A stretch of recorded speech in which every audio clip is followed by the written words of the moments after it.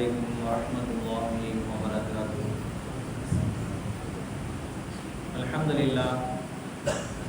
الحمد لله رب العالمين، الصلاة والسلام على سيد المرسلين وعلى آله وأصحابه أجمعين، أما بعد. قال الله تعالى في القرآن العظيم: أعوذ بالله من الشيطان الرجيم، بسم الله الرحمن الرحيم.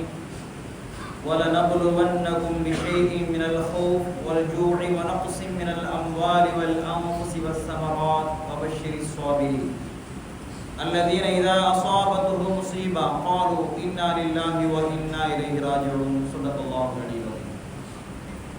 سبحانك لا علم لنا إلا ما علمتنا إنك أنت العليم الحكيم. رب اشرح لي صدري ويسر لي أمري واحلل عقدة من لساني يفقهوا قولي. புகழ் அனைத்தும் ஏகொருவனாகிய அல்லாஹ்வுக்கே உண்டாகட்டுமாக. கண்மணி நாயகம் ஸல்லல்லாஹு அலைஹி வஸல்லம் அவர்கள் மீதும் அவர்களின் அடிச்சுவற்றை நடுவாது பின்பற்றி வந்த சத்திய சஹாபாக்கள், தாபிஈன்கள், தபஅ தாபிஈன்கள், குறிப்பாக நம் மீதும் நம் குடும்பத்தின் மீதும் அல்லாஹ்வுடைய கிருபை நிலவட்டுமாக.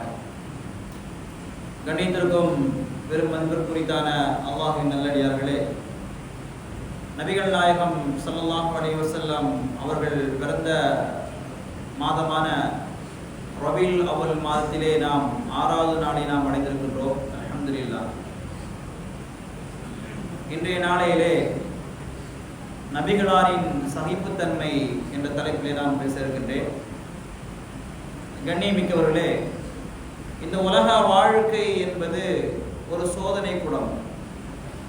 இந்த உலகத்தில் வாழக்கூடிய மனிதனுக்கு எப்படி இந்த உலகம் மாறி மாறி வரக்கூடிய மாறுபட்ட உலகமாக இருக்கிறதோ, காலை வந்தால் மாலை வருகிறது, சூரியன் உதித்தால் இரவிலே சந்திரன் வருகிறது, இது போன்று பிறப்போன்று இருந்தால் இறப்போன்று இருக்கிறது அல்லவா? இது போன்று இந்த உலகம் மாறி மாற வரக்கூடிய நிலையிலே அல்லாஹ் தஆலா இந்த உலகத்தை அமைத்து வைத்திருக்கின்றார். இப்படி இந்த உலகம் எதுவுமே நிரந்தரம் இல்லாத ஒரு உலகம். இந்த உலகத்திலே எல்லாம் மாறி வருகிறது என்ற விஷயத்தை ஒரு மனிதன் ஏற்றுக்கொண்ட அந்த மனிதனுக்கு ஒரு கவலை, ஒரு சங்கடங்கள், ஒரு சிரமங்கள், ஒரு கஷ்டங்கள் வந்து விட்டது என்று சொன்னால் அவன் தோண்டு போய் விடுகிறார். ஒரு மனிதனுக்கு தெரியும், ஒரு நாள் நாம் கண்டிப்பாக மௌத்தா போவோம் என்று. யாரும் மறுக்க முடியுமா? யாரும் மறுக்க முடியாது. ஆனால் ஒரு நாள் நாம் மரணத்தை சுவைத்தே ஆகும். குல்லு நஃப்ஸின் தாயிகத்துல் மௌத். ஒரு நாள் மௌத்தை நாம் எல்லா ஆத்மாவும் சுவைத்துதான் தீரும். அதை நாம் அறிந்திருக்கிறோம். ஆனால் அதை நினைத்து நாம் இப்போது கவலைப்படுகிறோமா? இல்லையே. யாருக்காவது மௌத் வந்துடும் என்பதற்காக நாம் வீடுகள் கட்டாமல் இருக்கிறோமா? குழந்தை குட்டிகளோடு நாம் சந்தோஷம் இல்லாமல் இருக்கிறோமா? எல்லாம் இருக்கத்தானே செய்கிறோம். நல்ல விதமாக சாப்பிடுகிறோம், நல்ல விதமாக இருக்கிறோம், நல்ல விதமாக காலத்தை கழிக்கிறோம், நல்ல விதமாகத்தான் போய் கொண்டிருக்கிறது. ஆனால் மௌத்தை நம்பிய ஒரு மனிதன், ஆனால் வாழ்க்கையில் ஏற்படக்கூடிய ஒரு சின்ன சின்ன சங்கடங்கள், சின்ன சின்ன கஷ்டங்கள், சின்ன சின்ன சோதனைகள் வரும்போது மட்டும் தோடு விடுகிறான். சந்தோஷம் வரும்பொழுது அவன் ஆட்டம் போடுகிறான். ஆனால் சின்ன ஒரு கவலையோ, ஒரு கஷ்டமோ, நோயோ, ஒரு சோதனை வரும் பொழுது அந்த மனிதன் தோண்டு போய் விடுகிறான். இதைதான் அல்லாஹ் தஆலா சொல்லி காட்டுவான்: வலனபுலுவன்னகும் பிஷைஇன் மினல் ஹௌஃபி வல்ஜூஅ் வனக்ஸி மினல் அம்வால் வல்அன்ஃபுஸி வஸ்ஸமராத் வபஷிரி ஸாபிரீன். ஓரளவு அச்சத்தாலும் பசியினாலும் செல்வங்களை, உயிர்கள் மற்றும் பலன்களை தரக்கூடிய அனைத்தையும் சேதப்படுத்தி உங்களை நாம் சோதிப்போம். அதில் யார் பொறுமையை மேற்கொள்கிறார்களோ, யார் சகிப்புத்தன்மையை மேற்கொள்கிறார்களோ அவருக்கு நற்செய்தி கூறுகிறாக நபியே என்பதாக அல்லாஹ் தஆலா குறிப்பிட்டு காட்டுகின்றார். கண்ணியமிக்கவர்களே, இந்த உலக வாழ்க்கை என்பது ஒரு மனிதனுக்கு எல்லா விதமான இன்பங்கள், துன்பங்கள், கஷ்டங்கள் எல்லாம் வரத்தான் செய்யும். அப்படி வரக்கூடிய நேரத்திலே நாம் அல்லாஹ்வை முழுமையாக நம்பி நாம் சகிப்புத்தன்மையோடு பொறுமையோடு வாழ்ந்தோம் என்று சொன்னால் கண்டிப்பாக அல்லாஹ்விடத்தில் மிகப்பெரிய கூலி இருக்கிறது என்பதை அல்லாஹ் சொல்லி காட்டுவான். அல்லதீன இதா அஸாபத்துஹும் முஸீபா காலூ இன்னா லில்லாஹி வ இன்னா இலைஹி ராஜிஊன். நமக்கு ஏதாவது ஒரு துன்பம் ஏற்பட்டது என்று சொன்னால் நாங்கள் அல்லாஹ்வுக்கே உரியவர்கள், நாங்கள் அவரிடமே திரும்ப செல்ல இருக்கிறோம் என்று அவர்கள் கூறுவார்கள் என்று அல்லாஹ் தஆலா நல்லடியார்களை பற்றி கூறுகிறார். அப்படி என்று சொன்னால் நமக்கு ஏற்படக்கூடிய எவ்வளவு பெரிய கஷ்டமாக இருந்தாலும் சரி, சோதனையாக இருந்தாலும் சரி, நாம் அல்லாஹ்விடத்திலே பொறுமை காக்க வேண்டும். பொறுமையோடு அல்லாஹ்வை நெருங்க வேண்டும். வஸ்தஈனு பிஸ்ஸப்ரி வஸ்ஸலா இன்னல்லாஹ மஅஸ் ஸாபிரீன். இடத்திலே நீங்கள் தொழுகையை கொண்டும் பொறுமையை கொண்டும் உதவி தேடுங்கள் என்பதை அல்லாஹ் தஆலா சொல்லி காட்டுகிறார். இன்னல்லாஹ மஅஸ் ஸாபிரீன், பொறுமையாளருடன் நான் இருக்கிறேன் என்பதை அல்லாஹ் தஆலா குறிப்பிட்டிருக்கிறார். கண்ணியமிக்கவர்களே, உலகத்தில் வந்த எல்லா நபிமார்களுமே அவர் எந்த அளவுக்கு தாவாவுடைய பணியை செய்து சந்தோஷம் அடைந்தார்களோ, யாரெல்லாம் ஈமான் கொண்டார்களோ, அந்த ஈமான் கொண்ட மக்களை பார்த்து எந்த அளவுக்கு சந்தோஷம் அடைந்தார்களோ, அதை விட ஈமான் அல்லாத மக்கள் கொடுத்த தொந்தரவுகள் தான் அதிகம். அவர்கள் கொடுத்த கஷ்டங்கள் தான் அதிகம். ஒவ்வொரு நபிமார்களும் இருக்கிறார்களே, அவர் அனைவருக்குமே கஷ்டங்களை சிரமங்களை அறிவித்தவர்கள் தான். அவருடைய ஒவ்வொரு கஷ்டம் இருக்கிறதே நம்முடைய வாழ்க்கையில் அந்த கஷ்டம் வந்தால் நம்மளால் தாங்கிக் கொள்ளவே முடியாது. ரசூலுல்லாஹி ஸல்லல்லாஹு அலைஹி வஸல்லம் அவர்களை நீங்கள் எடுத்துக்கொள்ளுங்கள். ரசூலுல்லாஹி ஸல்லல்லாஹு அலைஹி வஸல்லம் பிறப்பதற்கு முன்பதாகவே தந்தை இழந்தவர்கள், பிறந்து கொஞ்ச காலத்திலே தாயை இழந்தவர்கள், ஒரு எத்தீமாக வளர்ந்தவர்கள். அதே போன்று பிறந்து அவள் திருமணம் முடித்ததற்கு பின்பதாகவே அவருடைய மகனார்கள் இறந்து விட்டார்கள், அவருடைய மகள்கள் தலாக்கிடப்பட்டார்கள். இதுவெல்லாம் நம்முடைய வாழ்க்கையில் நாம் சிந்திச்சு பார்க்க வேண்டும். நாம் எத்தீமாக இருக்கிறோமா? நம்முடைய குழந்தைகள் இறந்திருக்கிறார்களா? இதெல்லாம் பெரிய பெரிய சோதனைகள் அல்லவா? இது போன்ற சோதனை நமக்கு இல்லையே. அதை விட அல்லாஹ் தஆலா சிறப்பாக நம்ம வைத்திருக்கிறான். அது போன்ற நபிமார் சோதனைப்பட்ட சோதனை நமக்கு இல்லையே. ஆனால் எல்லா விஷயத்திலுமே எல்லா நபிமார்களுமே வரக்கூடிய சோதனையிலே அவர்கள் வெற்றி கண்டார்கள். இதன் காரணமாக பொறுமையை மேற்கொண்டார்கள், சகிப்புத்தன்மை மேற்கொண்டார்கள். கண்ணிமிக்கவர்களே, இந்த உலகத்தில் வாழக்கூடிய நாம் பொறுமையோடு சகிப்புத்தன்மையோடு வாழ்ந்தோம் என்று சொன்னால் கண்டிப்பாக வாழ்க்கையிலே நாம் ஜெயிக்க முடியும்.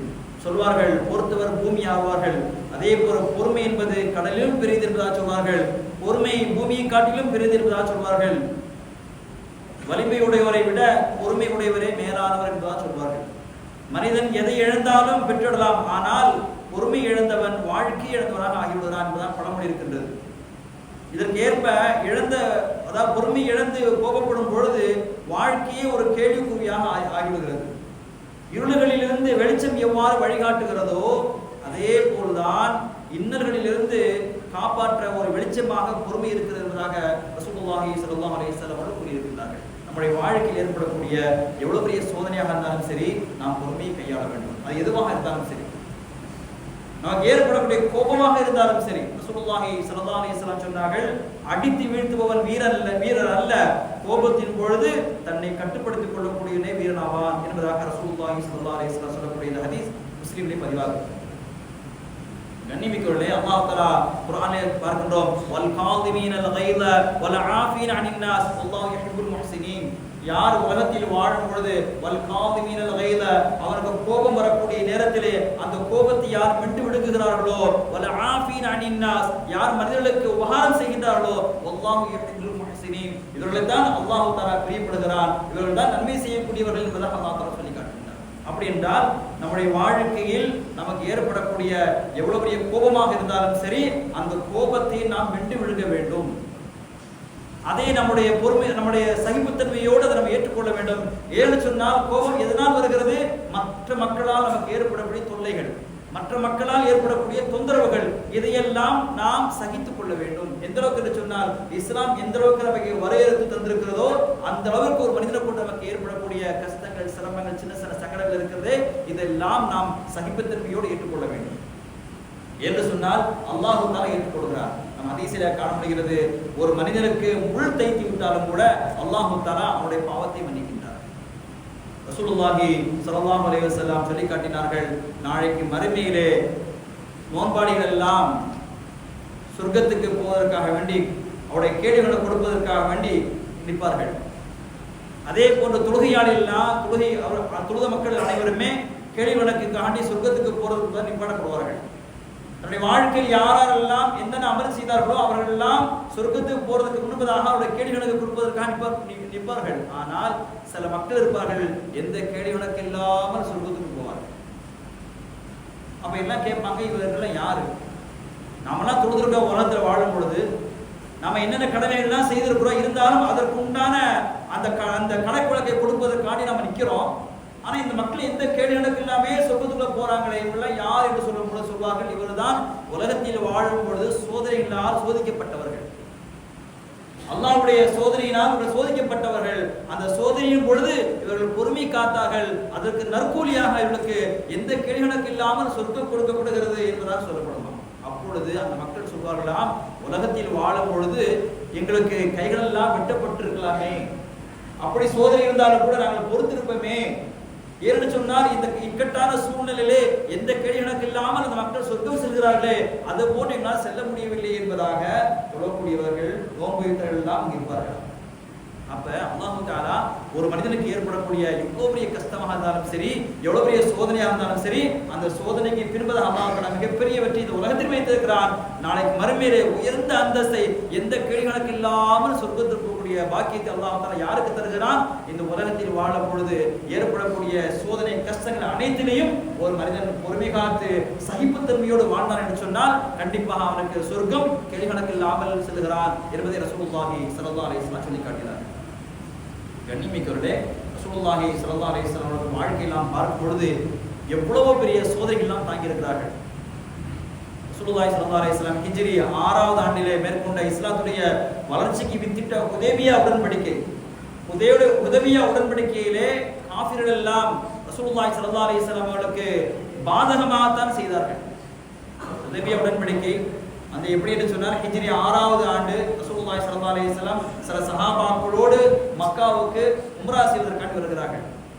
இந்த விஷயத்தை கேள்விப்பட்ட மக்கத்து காஃபிர்கள் எல்லாம் அந்த வரக்கூடிய அந்த சஹாபாக்களை 1400 சஹாபாக்களை அப்படி நிறுத்தி விட்டார்கள்.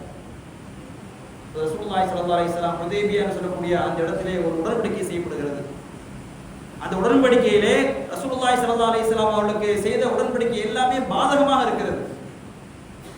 நீங்கள் இந்த வருடம் நீங்க உம்ரா செய்ய வரக்கூடாது, அடுத்த வருடம் தான் நீங்க வர வேண்டும். அதே போன்று எங்களில் யாராவது உங்களிடத்து வந்து விட்டால் நீங்கள் திருப்பி அனுப்ப வேண்டும். அதே போன்று உங்களிலிருந்து யாராவது எங்களிடம் வந்து விட்டால் நாங்கள் திருப்பி அனுப்ப மாட்டோம் என்று எல்லாமே பாதகமாகவே வந்தது. ரசூலுல்லாஹி ஸல்லல்லாஹு அலைஹி வஸல்லம் அனைத்தையும் அமைதியாக ஏற்றுக்கொண்டார்கள். ஆனால் சஹாபாக்களால் பொறுத்துக் கொள்ள முடியவில்லை.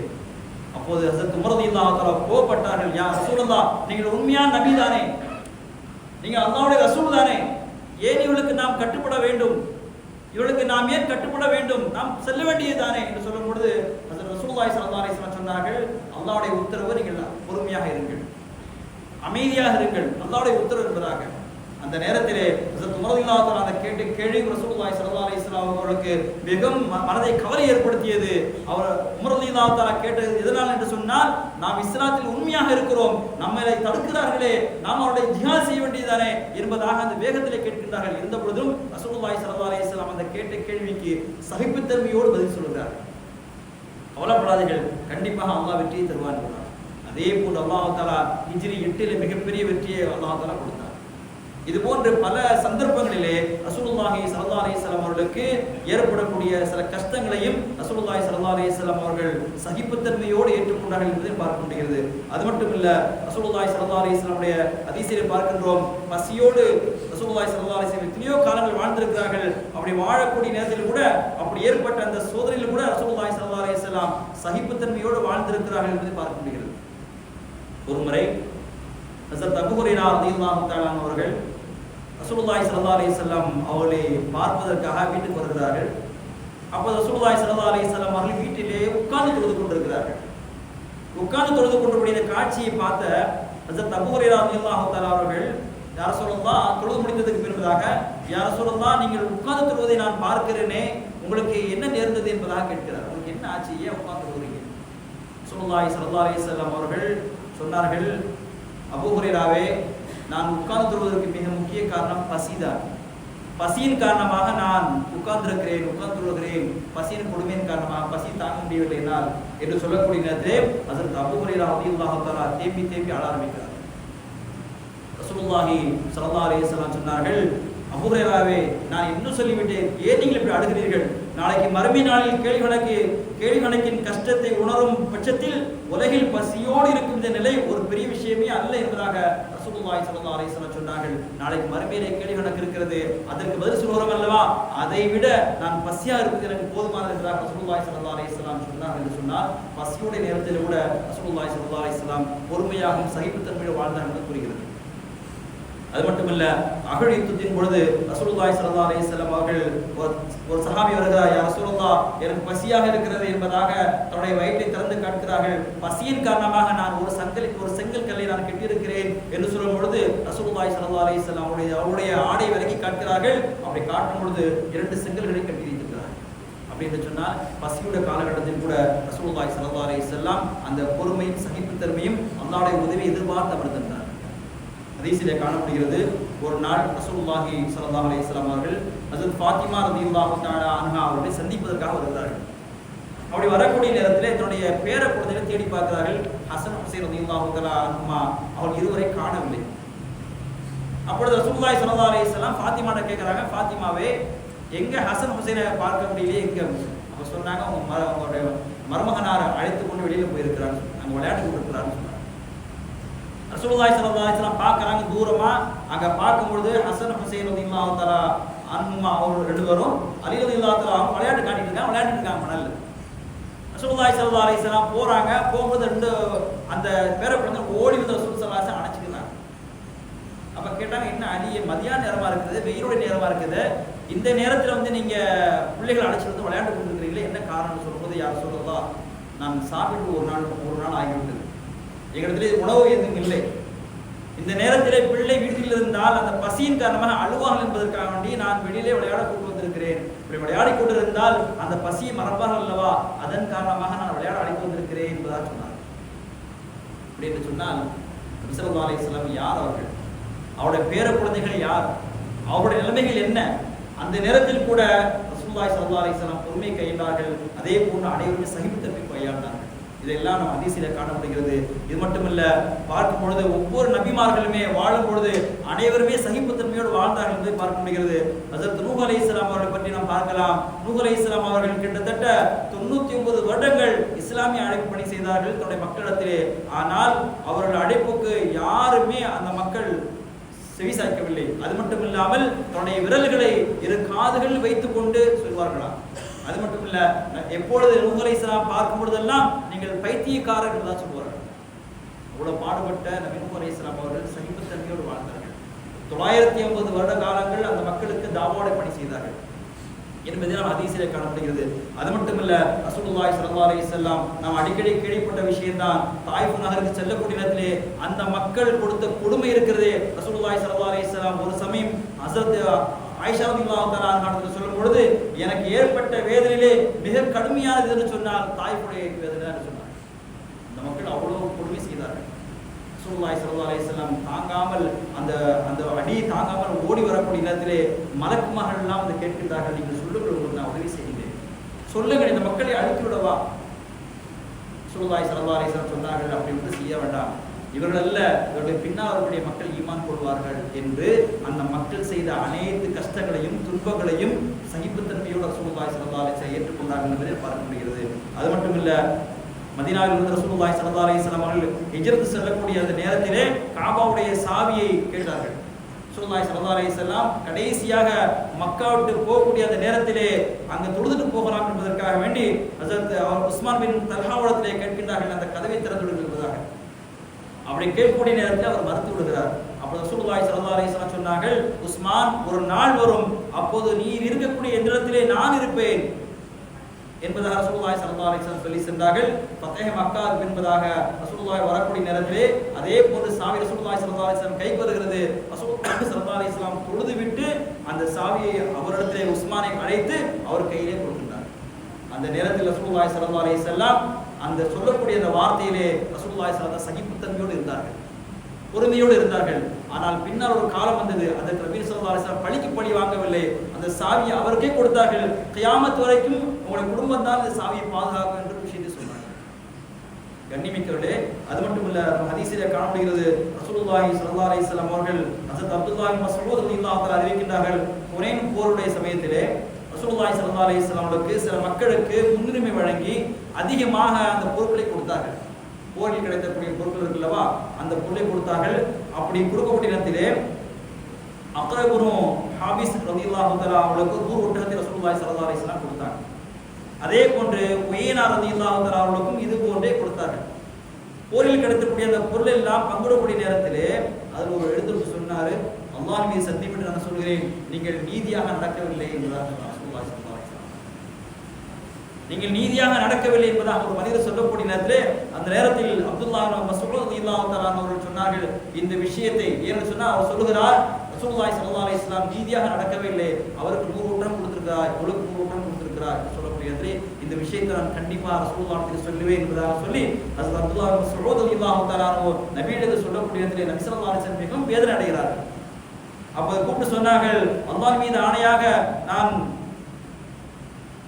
இதற்கு பின் இந்த அல்லாஹ்வுடைய தூதராகிய நான் செய்யக்கூடிய இந்த விஷயத்திலும் சரி, அல்லாஹ் செய்யக்கூடிய தீர்ப்பிலும் சரி, வேறு யாரா நீதியாக நடத்தப்படுவார்களா? என்னை விட அல்லாஹ்வை விட வேறு யார் நீதியாக நடப்பார்களா? நான் செய்தது சரிதான் என்று சொன்னால் அல்லாஹ்வுடைய உத்தரவு பிரகாரம் தான் நான் செய்திருக்கிறேன் என்பதாக ரசூலுல்லாஹி ஸல்லல்லாஹு அலைஹி வஸல்லம் சொன்னார்கள். அந்த நேரத்தில் அந்த மனிதர் சொல்லக்கூடிய நேரத்திலே நபி ஸல்லல்லாஹு அலைஹி வஸல்லம் மிகவும் வேதனை அடைந்தார்கள். ஆனால் சகிப்புத்தன்மையோடு இருந்தார்கள். அது மட்டுமல்ல, சையத் இப்னு சுப்னா என்று சொல்லக்கூடிய ஒரு யூத பாதிரி ரசூலுல்லாஹி ஸல்லல்லாஹு அலைஹி வஸல்லம் அவர்கள் மதீனாவுக்கு செல்கிறார்கள். முதலாவதாக ஹிஜ்ரத் செஞ்சு செல்லக்கூடிய நேரத்திலே சஹாபாக்களுக்கு அந்த பொருள் உதவி தேவைப்படுகிறது. யாரிடத்தில் கேட்பது என்று சொல்லக்கூடிய நேரத்திலே அந்த நேரத்திலே சையத் இப்னு சுப்னா என்று சொல்லக்கூடிய ஒரு யூத பாதர் அவர் என்ன செய்யறாரு சொன்னா, ரசூலுல்லாஹி ஸல்லல்லாஹு அலைஹி வஸல்லம் முன் வந்து நான் உங்களுக்கு சில பொருட்கள், நீங்க என்ன பொருட்களை கேட்கிறீர்களோ அதை நான் தருகிறேன், அதை நீங்கள் வைத்துக் கொள்ளுங்கள், ஆனால் 1 மாத காலம் 1 மாத தவணை, அந்த 1 மாதத்திற்குள் நீங்க தந்துவிட வேண்டும். ரசூலுல்லாஹி ஸல்லல்லாஹு அலைஹி வஸல்லம் சரி என்பதாக சொல்லி அதை பொருளை வாங்கி சஹாபாக்களுக்கு தேவையை கொடுத்து விடுகிறார். 28 நாட்கள் தான் முடிந்திருக்கிறது. ரசூலுல்லாஹி ஸல்லல்லாஹு அலைஹி வஸல்லம் அவர்கள் ஒரு ஜனாசாவில் கலந்து கொண்டிருக்கக்கூடிய அந்த நேரத்திலே சையத் இப்னு சுப்ரா அவர் என்ன செய்கிறார், வந்து ரசூலுல்லாஹி ஸல்லல்லாஹு அலைஹி வஸல்லமுடைய தோளிலே துண்டை போட்டு இழுக்கிறார். துண்டை போட்டு இழுக்கக்கூடிய நேரத்திலே ரசூலுல்லாஹி ஸல்லல்லாஹு அலைஹி வஸல்லம் அவர்களுக்கு அந்த வலியின் காரணமாக கண்கள் எல்லாம் சிவக்கின்றது. பக்கத்திலே ஹஜ்ரத் உமர் ரலியல்லாஹு தஆலா இருக்கிறார்கள். உமர் ரலியல்லாஹு தஆலா கோபத்தோடு சொன்னார்கள், யாரை மீது கை வைத்திருக்காய் தெரியுமா, கையெடு என்பதாக. ரசூலுல்லாஹி ஸல்லல்லாஹு அலைஹி வஸல்லம் அதுவரைக்கும் அமைதியாக இருந்த நபி ஸல்லல்லாஹு அலைஹி வஸல்லம் அவர்கள் உமரை பார்த்து சொன்னார், உமரே நீங்கள் கோபப்படாதீர்கள், அவர் கொடுத்த கடனை கேட்டு நடந்து வந்திருக்கிறார், செல்லுங்கள், அவர் கேட்ட கடனை நீங்கள் கொடுத்து விடுங்கள், கொடுப்பது மட்டுமல்லாமல் நீங்கள் 20 கையளவுக்கு நீங்கள் அந்த பேரித்த பழத்தை கொடுங்கள் என்பதாகவும், அதே போன்று சோளத்தை கொடுங்கள், அதாவது கோதுமை கொடுங்கள் தான் வந்திருக்கிறது, கொடுங்கள்.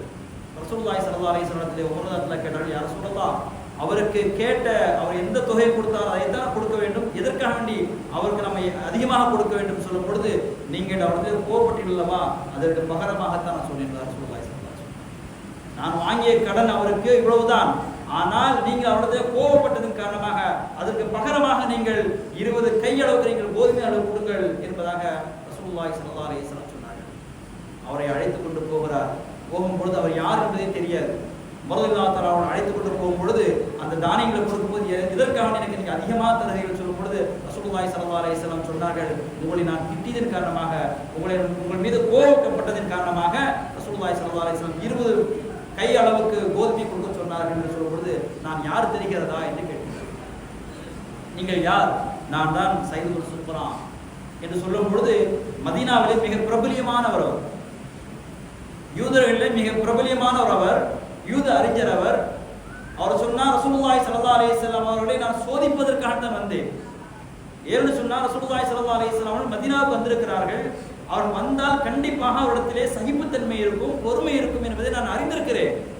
அவரை சோதிப்பதற்காக வேண்டித்தான் நான் இதெல்லாம் செய்து பார்த்தேன். ஆனால் கண்டிப்பாக ரசூலுல்லாஹி ஸல்லல்லாஹு அலைஹி வஸல்லம் அல்லாஹ்வுடைய தூதர் தான் என்பதை நான் அறிந்து கொண்டேன் என்பதாக ரசூலுல்லாஹி ஸல்லல்லாஹு அலைஹி வஸல்லம் கையை பிடித்து கலிமா சொல்லி இஸ்லாத்துக்கு வருகிறார்.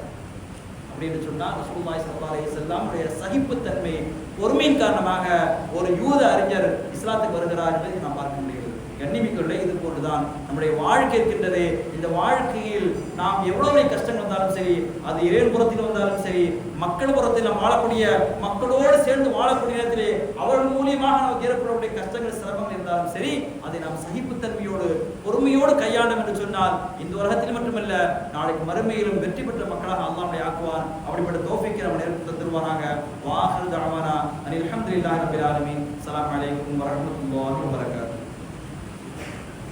ஸல்லல்லாஹு அலா முஹம்மத் ஸல்லல்லாஹு அலைஹி வஸல்லம். ஸல்லல்லாஹு அலா முஹம்மத் ஸல்லல்லாஹு அலைஹி வஸல்லம்.